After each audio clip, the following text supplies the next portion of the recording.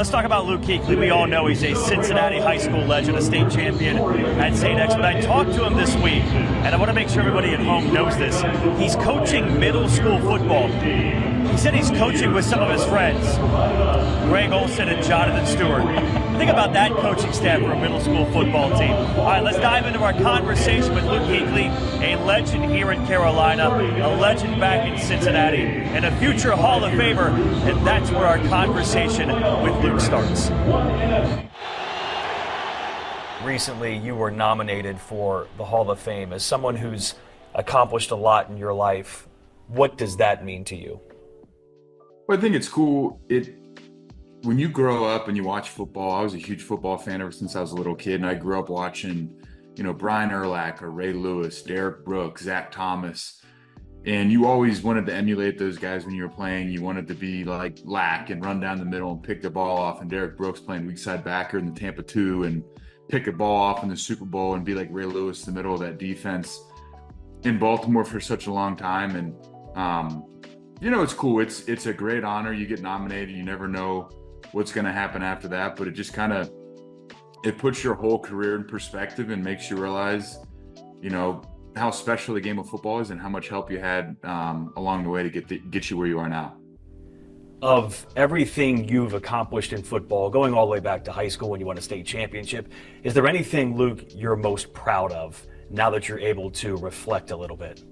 I think a lot of it is the people that you meet along the way and the relationships that you form. I think you look at all the, awards and, all that stuff. That stuff's great, but that stuff just kind of goes away, and it's a line item somewhere that people can talk about. But the relationships that you create are really what matters in sports, and specifically football. And I've got buddies from every level of football, from grade school to high school to college to the NFL, that I'm super close to. And I think more than anything, that's what you're thankful for. Is this different? Is it unique when it's the Bengals and the Panthers, even though you're not playing anymore, to be there on the call and to be a part of it?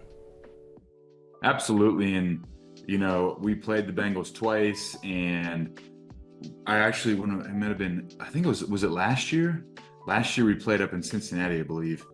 And it was tough. Bengals stuck it to us pretty good. But it's different when it's down here in Carolina versus when it's back up there in Cincinnati, and you're in the stadium and they're playing Welcome to the Jungle, and you see the field, and it reminds you of being a little kid, and reminds you of going to games, and it reminds you of playing, high school playoff games in the stadium. Was Paul Brown's Paycor now, right? Correct.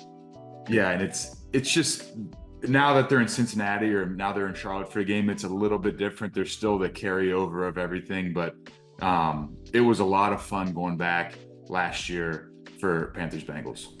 I want you to think about this as a defensive player, a team that has Jamar Chase, has T. Higgins, has Joe Burrow, has the offensive line that the Bengals have put together. How would you try to defend this Cincinnati Bengals offense? Despite being 0-3, we saw signs Monday night of this offense looking like its vintage self. Well, they're a different team with T in the game. Now it's like last week, for example, they were playing, and Jamar Chase was at number 3. They were in quarters. They had to pull the backside safety over to put the double on Jamar, and then T comes in the backside and runs a big dig for a first down. So it's so complimentary. Jamar and T complement each other so well. All the presence goes over to Jamar, and then T is able to uncover on the backside, and then Joe knows where he's going. And that's the biggest thing with Joe, is he knows where he's going with the ball. He knows what he's doing. He doesn't take sacks. The ball comes out on time. He takes what the defense gives you. He knows when he can take a shot. He's really good. And that was the first time I've really watched him, and he's pretty daggone good.